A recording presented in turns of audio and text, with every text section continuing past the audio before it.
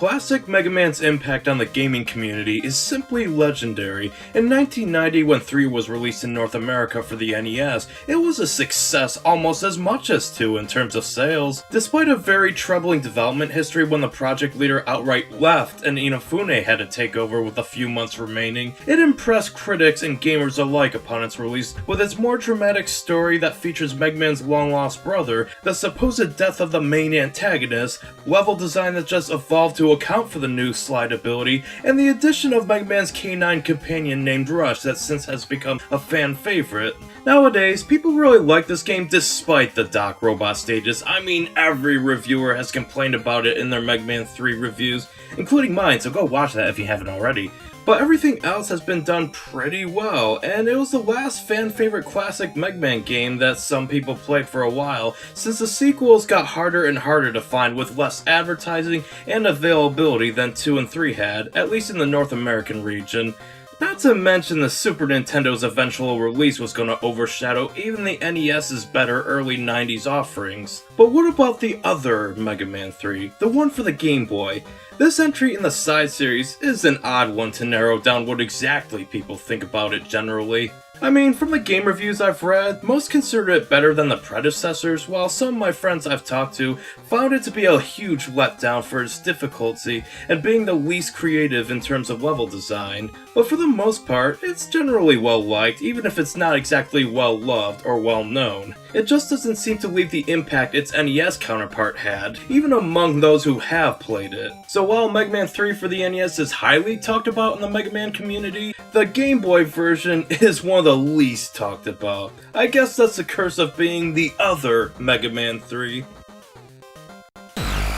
Hello everyone! As always, I am Alec Alger, the Sidequest Gamer here, and welcome to part 3 of the classic Mega Man Game Boy retrospective. And for this part, I'll be taking a look at the other Mega Man 3, which is said to be the turning point of the Game Boy series. The point of the Game Boy series where most of the issues that plagued the first 2 games are pretty much non-existent. But there's still the question whether this game holds up on its own.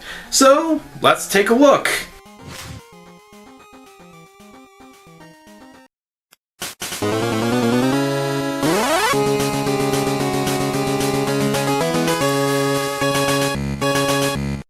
Now, the development history of the game doesn't really have much publicly said about it, other than Minakuchi Engineering, who worked on Dr. Wily's Revenge before, was brought back to work on 3 due to Capcom's negative experience with Japan's System House, who worked on Mega Man 2 for the Game Boy. I'm not sure if this was in part due to the mixed reception of the game, or Capcom was just simply not pleased with the final product, or maybe there was some back and forth that we just don't know about or wasn't released to the public. Who knows? But get this, it was released on December of 1992, not even a whole year after Mega Man 2 was released in North America back in February. I get that these games have short development cycles, but man, with Mega Man 4 NES coming out on January of that year, and Mega Man 5 NES coming out the same month as this game, 1992 was definitely the year to be a classic Mega Man fan. I mean, I can just picture December of that year, where parents would get their Christmas list from their kids, and they see like 4 classic Mega Man games on there. Which, given how Game Boy and NES games were priced back then, that was roughly over $150 total. And that was back in 1992. Adjust for inflation today, and...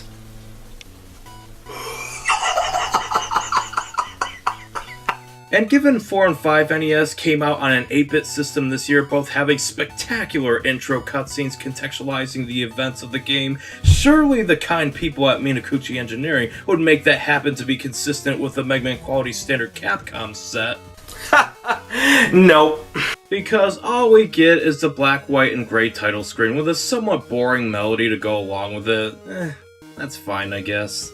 But because I'm a nut for continuity, that just simply won't cut it. So, without further ado, it's time to sail the 7 seas and get an illegally uploaded PDF of the instructions manual. Arrgh! Common with most Mega Man instruction manuals that I've read, the plot is told to Mega Man from Dr. Light via some communicator they have, and according to him, Dr. Wily has taken control of an oil platform off the northern coast and is drilling to the Earth's crust in hopes of using geothermal energy to power his new mechanical monstrosity. He tells us about the 8 robot masters Wily has recommissioned, and he'll have Rush and Flip-Top meet Mega Man to wherever he's supposed to go. It's not really specified where exactly, presumably because you have to select where you start out. And as for who Flip-Top is, it's actually Eddie, who is also known as Flip-Top for some reason. Maybe it's his Japanese name? Who knows? But it's great to have him back. I really liked him in Mega Man's 4 through 6. And thankfully, the little trick that makes him give you exactly what you want, give or take a few minutes of your time, it still works in this game. Yo, Eddie, what's up, bro? Hit me up with an E-Tank. No, that's not an E-Tank. Eddie, give me an E-Tank. Close, that's not an E-Tank, though. No, that's not an E-Tank, Eddie. That's the same thing as last time. No, Eddie, that's an energy tank. All right, Eddie, you got it. Thanks, Eddie.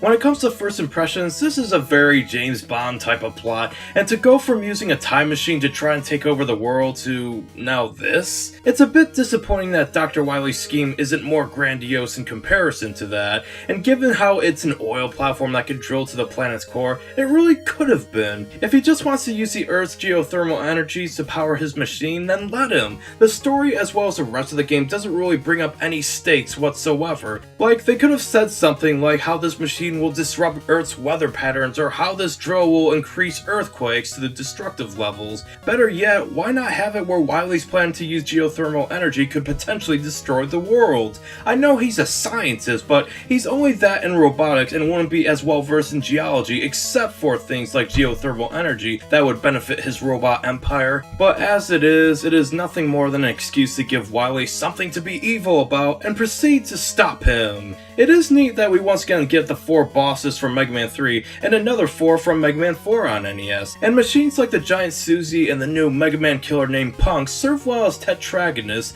since they are somewhat threatening, but actually coming across the machine that Wily was powering up with geothermal energies and defeating it, it just made me think how this machine is any different than the others. Like, I don't know, I was kind of expecting something more grand, you know, something bigger and badder. Maybe like a 3-phase boss battle with platforming obstacles or something. Or maybe Punk or the giant Suzy was a machine that was using geothermal energies.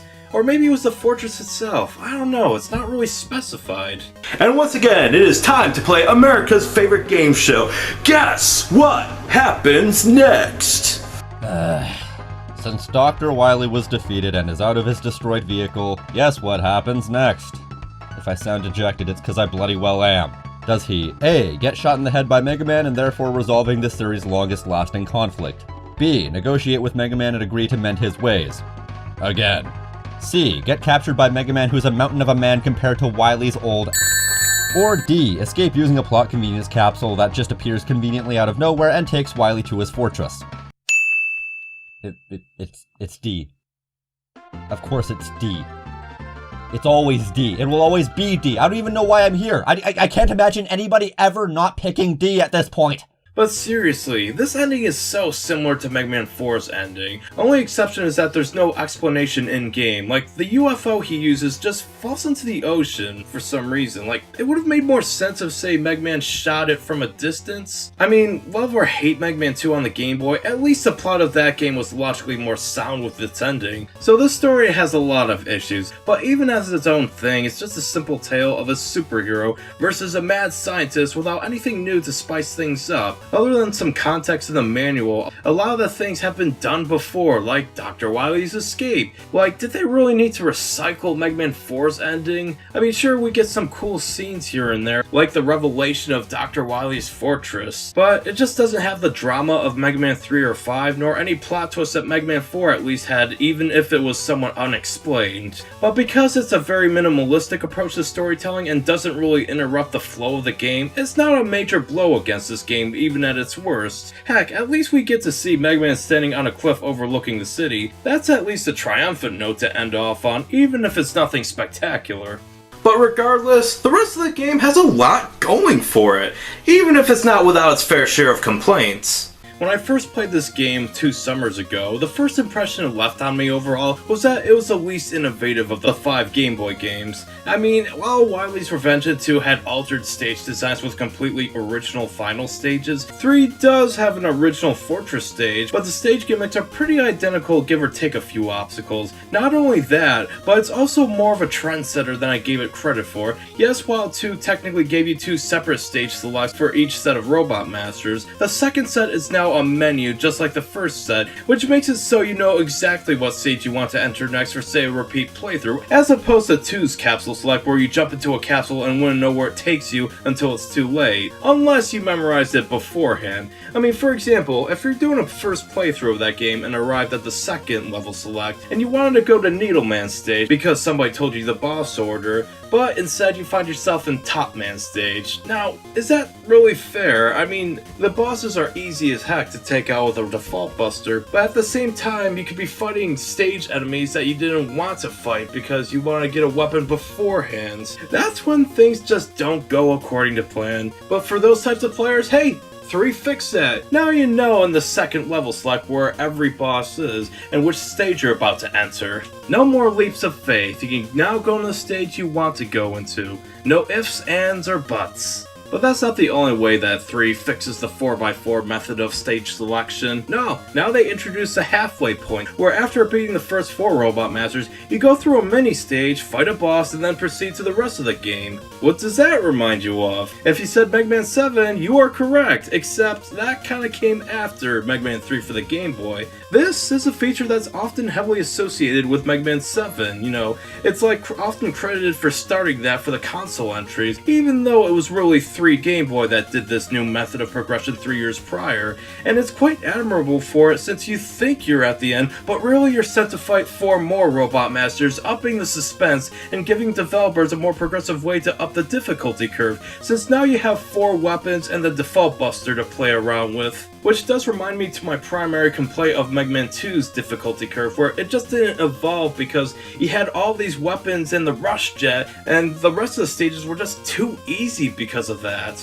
But besides this new method of progression now being the core standard to the Game Boy series, this is the first entry in the Game Boy series to have Mega Man 4's Charge Buster added into Mega Man's default moveset, whereas if you hold the fire button, your buster will charge and letting go will release a more powerful shot depending on how long it's been held for. And like Mega Man 4, you would think it would break the game since beforehand enemies would go down easily with just one shot of the regular buster, but the enemies including ones from Mega Man 3 appeared to have been placed and modified to accompany this advantage, adding a new element of strategy to the combat. I mean, do you use the smaller but quicker shots, or do you just unload a large shot as soon as the enemy drops its guard for a second? Situations like these are prevalent in the game and it's far from what I'd call game breaking. Only thing I did notice was that it's the exact charge buster from Mega Man 4, meaning if you do get hit, you won't lose your charge, which may be a plus for some, but losing the charge in later games when getting hit kind of made it feel more grounded and further incentivize you to avoid getting hit. That is kind of a fair punishment to balance things out even further. I know it's a really odd thing to nitpick, but I only really noticed this after testing out the charge busters from Mega Man 5 through 7. And if you think I'm a gigantic nerd with a practically non-existent social life for noticing this little detail, you're probably right. Well, unfortunately, that's pretty much as far as new things go, and I was generous with the Charge Buster since it's new to the Game Boy series, as well as an addition it really needed to be more fun for me personally, but the levels noticeably don't really deviate much from their source material, other than swap backgrounds here and there, which in Snake Man's case kind of works better in a jungle setting than a reptile skin setting in the original, but for stages like Gemini Man's, practically nothing is new, including the background. I mean, while there's nothing inherently wrong with that if the levels themselves are a lot of fun, which a lot of them are, I can't help but feel more creative liberties could have been taken. There's only like 3 new levels total, with the first 2 barely counting since they're just boss levels with a few obstacles here and there before the boss battle, but it's mostly there for the boss battle. Only the final one is completely original, and as for whether its originality pays off, we'll get to that soon enough, trust me. But the real question is, how are these levels from a design standpoint?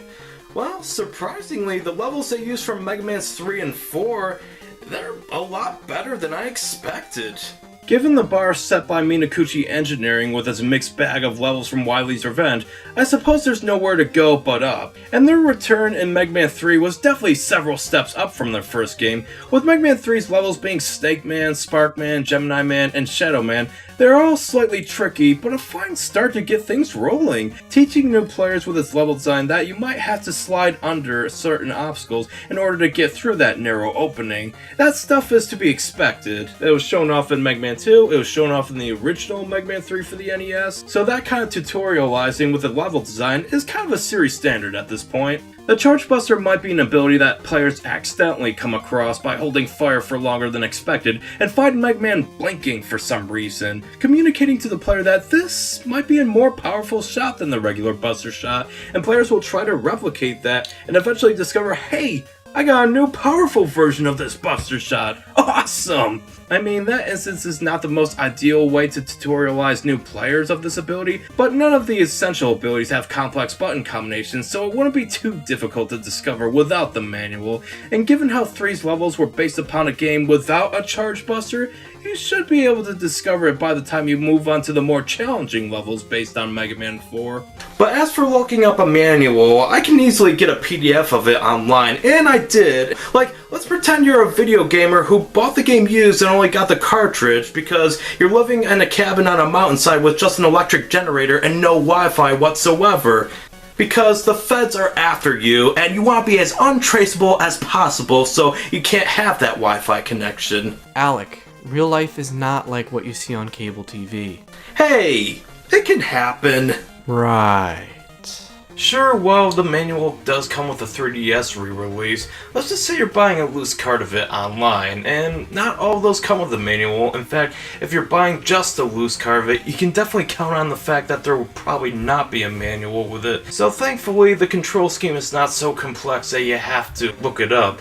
You can definitely figure things out for yourself. But beyond the tutorials and practically reliving similar obstacles, the stage quality itself for the Mega Man 3 Robot Master portion of the game, it's actually really good. I mean, Snake Man stage is very familiar with its giant snake mini-bosses with the up and down moving platforms that make aiming slightly trickier, but doesn't have those meandering cloud platforms, and instead has a lot of really challenging but fair platforming sections with bouncing enemies added just for good measure. It basically communicates a level difficulty curve that becomes the standard of all levels to follow, and I'm honestly all for it as long as it's fair, and that's why I like this stage, even if the end boss was a little annoying. Same kinda goes for Sparkman stage, where not a whole lot has changed. I mean, you still have to fight these spark enemies, as well as jump on these platforms that move up to instant kill spike when stepped on, requiring precise timing. Thing is though, the frame rate really goes down the toilet, and I don't know if it's me, but the floatiness of Mega Man's descent after a jump kind of makes it more challenging, but it's definitely far from frustrating. I mean, you could justify the frame drops as being like the praised double gear system from Mega Man 11, but I personally wouldn't. And introduced in this stage as well as Shadow Man's are these exploding platforms that when stepped on activate a timer before detonation. This is the first appearance in the classic series, as I first saw these in Mega Man 6, which carried on over to 7 and beyond, but I was honestly surprised that Mega Man 3 for the Game Boy of all games was the first to have them, and they honestly work quite well in adding some risk versus reward obstacles, even if they're not the most intimidating of obstacles. I mean, it's not like they kill you instantly. But besides those platforms, not much has really changed with Shadow Man stage. We still have those hoppers and the parachute enemies that threaten knockback damage into this water or lava or whatever it is, but we still get the clever light removing obstacles that still spice up the challenge. And then there's my most hated stage from Mega Man 3 on the NES, Gemini Man stage. Oh boy, those tadpoles and eggs are so annoying, and the slow pace of that level is just so aggravating to deal with. But thankfully, some things were lost in translation to the Game Boy game. Yeah, can you believe it? All it took was one core addition to Mega Man's moveset, and my biggest gripe with the stage in the original game is no longer a gripe. I mean, sure, one regular shot awakens those annoying tadpoles and the eggs when you shoot them, but get this, if you hit the eggs with a charge shot, you take out a bunch of eggs out and no tadpoles are awakened, which makes moving on to the next section so much more seamless. I actually like this version of the stage as a result. I mean, it's not one of my favorites, and sure, there's those annoying dragonfly spikes spikes and that duck mini-boss that can take a beating, but at least this stage doesn't make me want to go on a homicidal rampage after playing it. Is that why you're hiding from the feds? What? Gavin told me you're moving to a log cabin up in the mountains with no internet and just a Game Boy to hide from the feds. Make one TV show reference and everyone's making you out to be America's Most Wanted. Sure, it's just a reference. Do you really think I would go on a homicidal rampage? I mean, just think about that for a moment. Did you? I mean, you fit the profile. Blonde hair, overweight, creepy mustache, an exhausted look on you. Just go away. Now, as I said before, we do eventually get a mid-game level where it's basically just fighting a boss, but before that, we get a decent disappearing platform puzzle, and I hope you liked it because it's the only one in the game, which is probably a relief to some, but I honestly don't mind its inclusion as long as it's fair. But after destroying the giant Suzy mid-boss, you teleport to a second level select, this time containing Dive Man, Drill Man, Skull Man, and Dust Man from Mega Man 4. And I'm going to be honest, on my first playthrough 2 summers ago when doing it for a live stream, these levels originally annoyed me because of those shield enemies that would always respawn at the edge of the screen after taking them out. But they honestly weren't that much of a hindrance on this playthrough, maybe because I was stuck on one and died on my first playthrough and maybe got a game over, resulting in them leaving a negative impression that they're everywhere due to the time spent on that one. I think we can all relate to instances like that, and that's probably why it skewed our opinion for the first playthrough. That's why it's always a good idea to play a game multiple times to get a good impression of it. But anyways, these levels are noticeably harder, but I found myself using the 4 weapons I had more frequently, and they seem to be designed around this specifically. Take for example Dustman stage. It gives you these weak but dangerous enemies that could easily knock you into the pit with knockback damage, but precisely timed jumps make them not that big of a deal if you pay close attention to the rate they respawn. And because the screen is smaller and the levels are more compact, the famous garbage crushing segment where you shoot boxes to hide under the crushers for safety are honestly a lot more challenging than the original game, but by no means cheap or impossible. This was another section that I was stuck on my first playthrough, and it even got a few game overs if I remember correctly, but to be honest, it's completely fair. The only minor drawback with this section is when you need Rush to cross the spikes with Rush Coil, you really have to carefully calculate where Rush will integrate in accordance to where you're standing when summoning him. But yeah, other than that, it was a good stage, and the rest measure up to that quality more or less, like Skullman stage for example. It's honestly my second favorite stage in the game because of how well paced and quick it is, with its Skeleton Joe enemies and Skullhead turrets. Sure, there are bottomless pits and the enemies are placed meticulously to make them slightly hard to time, but it was nonetheless a fun romp with a very charming skeletal aesthetic. Drillman stage, however, kind of feels like a downgrade from the NES version due to a lack of switch trigger platforms. I mean, we do have those delicate platforms from Mega Man 3 NES that quickly open when stepped on, and I like how there's even an optional challenge that would reward you with E-tanks, but risk getting an instant kill if you're not quick to press a jump button. That was honestly clever on the developer's part, but the free-falling section that do have those platforms and instant kill spikes, it can be quite the beginner's trap. Besides that, the stage makes good use of enemy placement and reuses decent obstacles like the falling rocks, but it honestly doesn't leave the biggest impression on me. And Dive Man stage? Man, it is littered with instant kill spikes, and probably the level I had the hardest time with on my first playthrough, and even this playthrough. None of them are poorly placed by any means. In fact, the Rising Water segment is by far the best use of them I've seen in the series so far. And the whale mini-bosses aren't half bad either, but I did notice how the water physics from the Game Boy games take some getting used to in comparison to the NES games. Like Mega Man's Descent feels a bit off, where pressing left and right while descending and send me careening into that direction. I mean, it's not so bad that it would ever make me rage quit, but I did find myself dying to spikes as a result of the sensitivity. Not sure if it was due to the smaller screen resolution, therefore making this level more compact and trickier,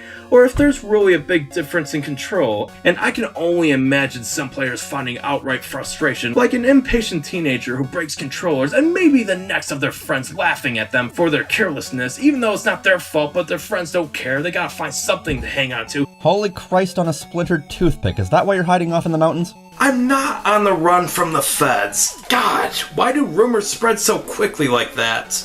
Oh. You're a wanted criminal? You see, Jay and Gavin told me that you're moving to a mountainside cabin, and I thought you were hiding there so Frank would never challenge you to another Super Mario Bros. 3 race. Or maybe you just went completely insane and had to make an exodus to the mountains to, I don't know, get in touch with nature after an, I don't know, Naughty Dog vs. Insomniac marathon. That's a retro reference to those who get it. But come to think of it, yeah, I always kind of thought you'd snap. In fact, to be honest, after the last, I don't know, 6 months or so, I thought you already had. Oh my god, this is getting out of hand. So after finishing these levels, I gotta say, they either stay relatively the same quality as their source material, or in some cases surpass it. One thing I did notice though is that this game can be a bit conservative about its checkpoints, making the levels feel longer than they are, but that can be said for many of the other entries. But now we move on to the fortress levels Minakuchi Engineering designed completely on their own, with the other levels only serving as inspiration rather than as a direct carbon copy with some slight rearranging of platforms and new backgrounds. And for the first fortress level, it's basically a battle against a Mega Man killer named Pong. There's no platforming and only this boss battle for the entirety of it. But after that, we move on to the final level of the game. Oh geez, it's back.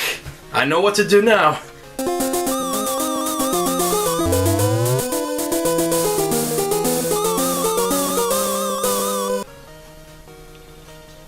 Huh. Not only did the UFO craft have a less irritating sound effect, but it was also short and sweet. I like it.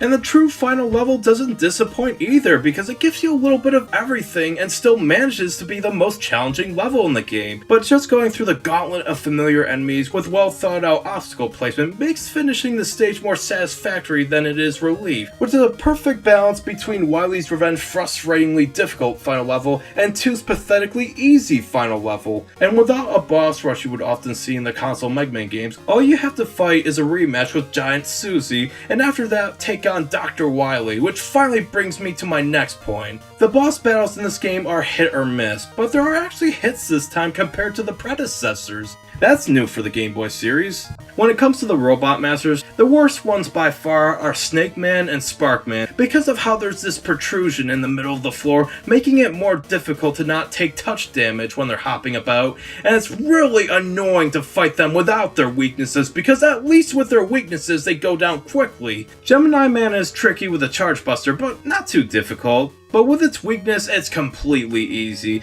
and Shadow Man is by far the best boss of the Mega Man 3 bosses because while he is aggressive, he telegraphs his attacks well enough and the player has enough time to jump over the Shadow Blades, making it fun with a Buster only, but also really easy with a Gemini Laser. And that's pretty weird that the Gemini Laser of all things is Shadow Man's weakness in this game because he was practically immune to that weapon in the original 3. I guess Dr. Wily's recommissioning wasn't exactly 100% accurate, but they needed to contrive a new weakness chain given how the original 3 kind of botched that aspect up.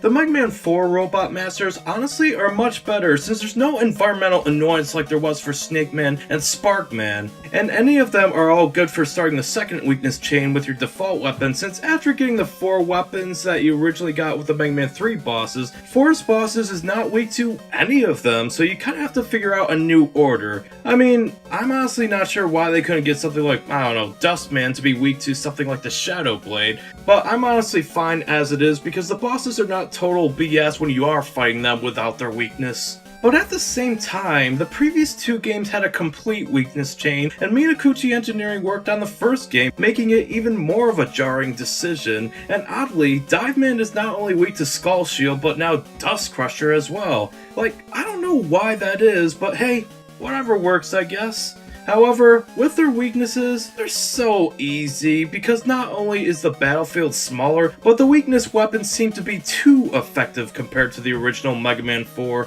It's not as bad as the bosses in the previous game, but 4 or 5 hits with their weakness and they're gone. Gone faster than you can say, die mother, die mother. Oh jeez, I walked into that one. And that's honestly a shame because I can say that when fighting them without their weaknesses, it was kind of satisfying since it took a lot more than just 5 hits with the weapon, and just jumping over their running attack or jumping over their attack, it was exhilarating and satisfying. I just need a balance of both worlds in order to be completely satisfied, and having played the later entries in the series, it is far from unreasonable to request that because it will happen. Heck, Mega Man 5 was exactly like that, and that came out the same month as Mega Man 3 Game Boy, so there's not really any excuse. But I will say, the Mega Man killer known as Punk, he's very challenging. In fact, he's outright the hardest boss in the game, which isn't the best for an optimal boss difficulty curve since he's the second to last boss battle, and ideally the final boss should be the hardest one. And because I got so many game overs at this point, I had to rewatch this freaking cutscene over and over. Like, why can't I just skip this cutscene? I get it. Dr. Wily is a chicken who runs away, so he summons some punk of a robot to prove he's the very best by destroying the ceiling just for theatrics' sake. I'm so scared. But honestly, I thought Punk was a fine boss battle, despite the long cutscene you have to rewatch as punishment for dying. You really do have to be quick when deciding to slide under or jump over his air spin attack because he hits like a freaking tank. But if you pay really close attention to his wind-up, you can usually predict whether he'll spin in the air or spin along the ground, making him not the BS boss battle I originally made him out to be on my first playthrough. But his projectile attack is insane because now you have more things to pay attention to and avoid in addition to anticipating his next spin attack. But after many tries, I finally got him, and it was pretty satisfying, especially getting his Screw Crusher weapon. But before we talk about Dr. Wily, there is a persistent nemesis that appears as both the mid-game boss and the second to last boss, and that would be Giant Suzy. Remember those small enemies from Mega Man 1 and Wily's Revenge that just moved in one direction? She's pretty much a larger version of that, despite her smaller brother not appearing in this game at all. And let me tell you, she is a quick and aggressive boss, but knowing when to either jump or duck under her while she's either moving along the floor, walls, or ceiling, or outright doing her bounce attack, it feels frantic, but at the same time, it's a pretty fair boss battle if you know what you're doing. And as for the two-phase Dr. Wily boss battle, Phase 1 is a complete pushover since it just hops to the left and right and launches destructible missiles, but its weak spot being the eyes is so large that it's hardly a challenge for the Charge Buster. But Phase 2 is where things get real interesting now that it launches two projectiles, with one having a higher rate of fire than the other, because since I need to use the Screw Crusher to hit the cockpit, the challenge stems from the cannons blocking the Screw Crusher shot, and as its health decreases, the cannons fire faster, and it's honestly a pretty clever boss battle, especially in comparison to all the other Wily boss battles in the Game Boy series, heck, even the classic series as a whole. So Minakuchi Engineering is honestly showing some promise with their boss designs. I mean, despite the Robot Masters themselves being too easy with their weaknesses, I do feel that their completely original bosses are much better since there is no longer any creative limitations they have to take that they would with adapting existing boss battles from previous games. I rarely ever felt the need to use an E-Tank during a boss fight, with the exception being the final boss, only because I wanted to stay on the safe side and not really because of any frustration with the boss. And that just goes to show how fair these bosses can be for new players. But there is just one more core aspect that makes or breaks a Mega Man game, and that is the weapons you acquire from defeated Robot Masters, as well as the rush items. Rush Jet is thankfully nerfed and cannot be used to cheese the level, but oddly, it can't be moved up and down like it could in 4 NES, making it completely one-directional akin to that jet item from Mega Man 2. As a result, I only found myself ever using it once for a mandatory Rush Jet section in the final level, and nothing else really. And Rush Coil functions as well as it did in the previous game, but I like that the second half of the game gives you obstacles to make use of this ability, some even mandatory. And because Rush Coil is given to you in the first half of the game while the Rush Jet is given to you in the second half, the stages feel like they were made with those abilities in mind, and there was never a point I felt like they made the game easier, which is very good for encouraging players to take the challenge head on, even if Rush Jet feels like the afterthought of the two items. But there's a surprising lack of Rush Marine that would have been useful for Dive Man stage like it was in Mega Man 4 NES. Like, how clever would it be to reward players Rush Marine for doing some tricky side quests akin to the balloon and wire adapters in Mega Man 4 NES? Or maybe have it be rewarded for defeating Drill Man to further incentivize what second weakness chain you want to go into? And to answer every dog lover's question, yes, Rush is a very good boy. We need more dogs like him.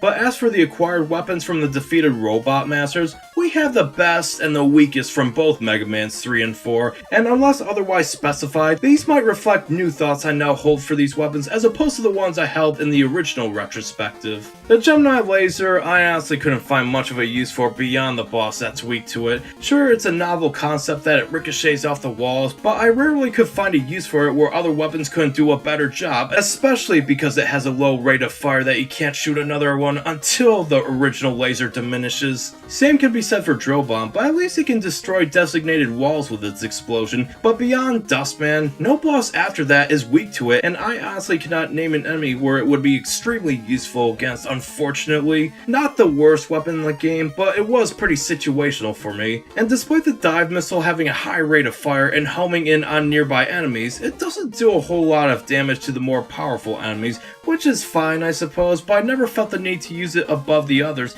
except for Drillman since he's weak to it. But the other weapons were surprisingly more useful, with some even more so than the games they came from. I mean, Spark Shock I found myself using more than in the original game because of those annoying shield type enemies. Whereas if they get shot in the back with a Spark Shock, it keeps it in place and I can actually equip other weapons to finish off the stun enemy or sometimes just get a chance to move on forward. So yeah, I actually kind of like the Spark Shock now. And remember the Search Snake from Mega Man 3? I found myself using that against the spinning rapid-fire metal enemies since they can climb along the walls and do damage. They have a decent rate of fire too, but aren't overpowered. In fact, I'd say their impact is about as powerful as a regular Buster Shot. I could be wrong, and I'm basing this off how many hits with the snakes it took to take down the metal, but it sure does feel as powerful as the Buster. And I recall in my Mega Man 4 review not giving the Dust Crusher its full due credit. I did say I used it for some bosses since it shoots in a straight line and divides into 4 pieces upon contact, really making some mini bosses easier, but I did neglect to mention how it is the only weapon these moving saw blade enemies are weak to, and that really elevated it higher for me as a weapon, even though I still maintain that there are other weapons I prefer to use,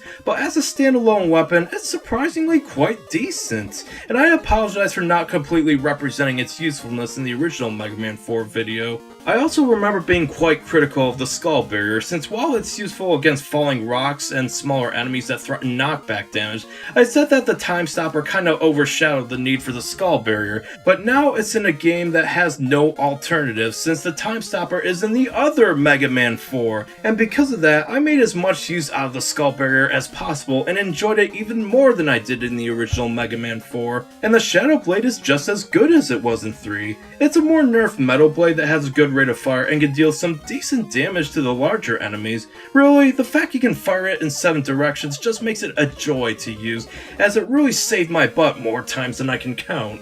And of course, there's a new 9th exclusive weapon to this Game Boy game, and that would be the Screw Crusher. What can I say about this weapon that hasn't been said before? Its legendary status is unlike any other weapon in the... It's fine, I guess, but by the time I got it, there was only really one level to play around with it, and I just saved it for the final boss. I like that it doesn't consume a lot of energy because so many of my Screw Crushers were deflected in that fight. I like that it goes up and then down, making for a nice close-range weapon that arcs, but I didn't find much use for it otherwise. Not a bad weapon by any means, and I'm sure you could probably make more use out of it than I originally did. It's just a middle-of-the-road weapon to me. So while not all the weapons were hits, there's definitely plenty of them that I did find useful beyond the bosses that were weak to them, and the ones I really liked did improve the experience quite a bit. So that's all there really is to say about the gameplay aspects of Mega Man 3 Game Boy. But as for the rest being the art and music and etc., well, it's all been there, done that. But given how I like those in the original games, I like them here as well. Graphically speaking, 3 looks so much better than Wily's Revenge and 2, because while the visuals are black and white, I really enjoyed the attention to detail with the backgrounds and foregrounds of the levels. Take for example, look at the moving palm trees in Snake Man stage, look at the rib cages on the foreground of Skull Man stage, look at the dark water and waterfall of Shadow Man stage. This looks great for a Game Boy game. And I also noticed how well the sprites are designed. Like take for example, the Skullbot and the bats, I noticed a shininess to them, like a metallic luster cartoon robots are supposed to have. And the way the cutscenes play out, like when Mega Man is entering Dr. Wily's fortress for the mid-level, I'm honestly a sucker for the cliche dark clouds and lightning striking. But there's just something about how Mega Man is looking at the fortress from a cliff that just feels all the more epic. And same could be said when Wily retreats to the oil drilling platform, only for it to rise out of the water and reveal a Wily fortress underneath that oil platform. Like, that's so cool. I love the spectacle of it. And as for the soundtrack, I like Mega Man 3 and 4's soundtracks, so of course I like this game's soundtrack, because unlike the predecessor, most of it is recycled from the stages that were adapted from the NES games. Snake Man and Spark Man's soundtracks just sound as amazing as they did in the original 3, being very fast-paced and energetic pieces that just invigorate you to take on what's up ahead, while Gemini Man and Shadow Man's themes are slower paced and not as memorable, mainly because the melodies in those aren't as well developed as Snake Man and Spark Man's. Dive Man and Skull Man's stage themes have some really strong percussion and main melodies that just feel action-packed, like a secret agent infiltrating the enemy fortress and are in a gunfight, if that makes any sense. Maybe it's my overactive imagination, but it just puts me in that mindset whenever I hear these pieces. While Dustman and Drill Man's themes have more of a techno appeal to them, but unlike Drill Man's theme, the arrangement of the melodies in Dustman's theme don't really stay with me, probably because it just doesn't flow with the action like gaming soundtracks should. Drill Man's theme just does the percussion and main melody so much justice because it flows in harmony with the action on screen. And while none of these soundtracks I'd outright call immersive, most of the recycled pieces do their job well, and with it being a mix of 3 and 4 soundtracks, it feels like a greatest hits album, and I like greatest hits albums sometimes. Especially both boss themes being included in their respective Robot Master stages. They're all really sinister and communicate an approaching danger, and when the battle begins, the fast-paced melody is just so well-paced that it keeps the ever-present danger vibe until the battle is over and the weapon-acquired theme is heard. But if you're one of those who craves original compositions just for this game, there are actually a few of those. I just love how Punk's theme is kind of dark and moderately paced, kind of somewhat depressing if you ask me. Maybe it just doesn't fit the character, but kind of gives off a desolate atmosphere. And can I just say how freaking awesome Wily Stage 2's theme is? Like, it's as if they were finally allowed to compose something new. It would be a piece that starts out pessimistic, but 30 seconds in the melody, it just becomes triumphant before looping again seconds later. It is just simply the right kind of piece you would select for a final level. And the slower paced credits theme is not a bad way to end off the adventure either. I mean, the action is over, and the piece is very well aware of that, so it plays a slower paced composition just to let you feel a sense of relief that the world is saved once again.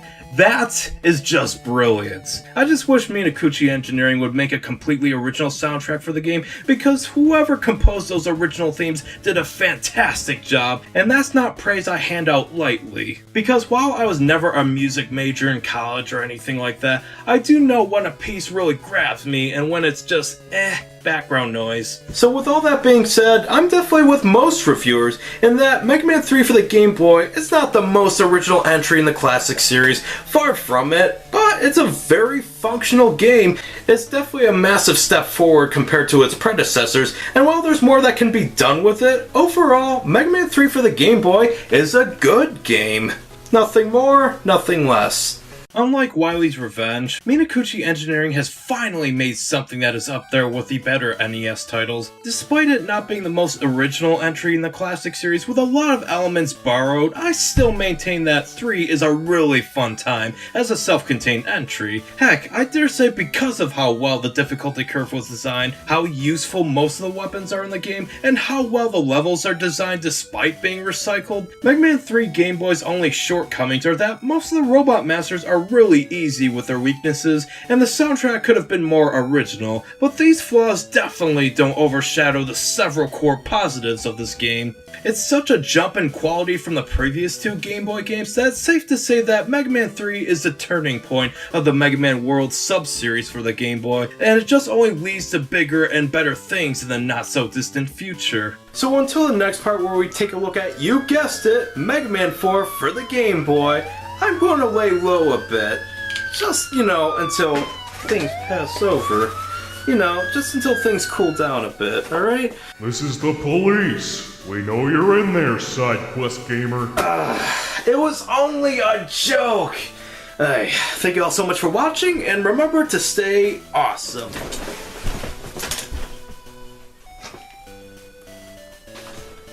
There he is! Fire!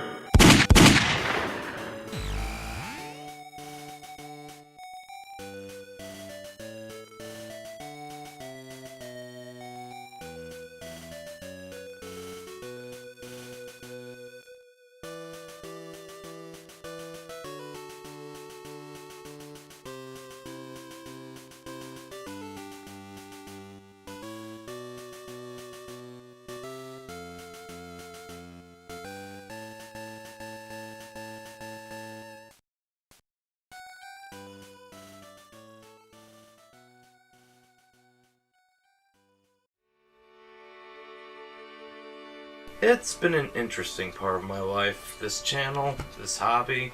When I first started, I was just a naive kid who just wanted to make videos and become that star I never got to be. I mean, the audience was small, but I was happy enough just to have an escape from real life, you know, even if it's just for a couple of hours. It's pretty amazing how the internet has brought the gaming community together. There are some malicious jerks out there, but there's also a lot of good people. It's interesting meeting people you have so much in common with that are from different states and even countries sometimes. But as you get older, you make mistakes. You learn from them, but never really forget them. You become less optimistic and more jaded with age. You're definitely not the same person you were 4.5 years ago. You change, people you know change, times change, internet culture even changes rapidly. You get more responsibilities, you gain new experiences, and as you become more invested in things like work or other hobbies, you begin to question whether your number one priority is even number one anymore.